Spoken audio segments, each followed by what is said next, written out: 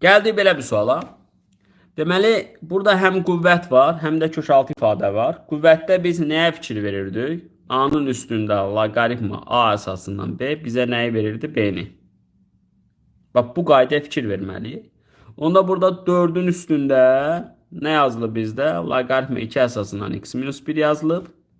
Onda burada 4-ün üstünü 2-nin üstündə yazıram və 2 üstü 2 yazıram. Deməli, bu da olur x minus 1'in kvadratı. Amma bir şey var. Nədir o bir şey? Loqaritmanın özünün təyin olunması. Loqaritma nə vaxtı təyin olunurdu? Loqaritmada loqaritma 2 əsasından x minus 1 yazıldığına görə buradan x minus 1 sıfırdan böyük olmalıdır. X 1'dən böyük olur. Yəni x 1'dən böyük şərti daxilində bu təyinin mənası var.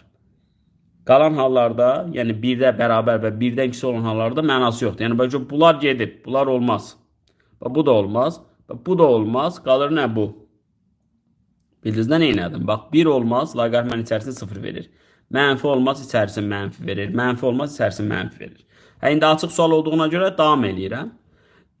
Məsələn, o düşə bilər də, o mənada deyirəm. Bu nə idi? X minus 1'in kvadratı idi. Oradan modul çıxırdı və x 1'dən böyük olduğuna görə elə özü çıxırdı. Və bu bərabərdir 6.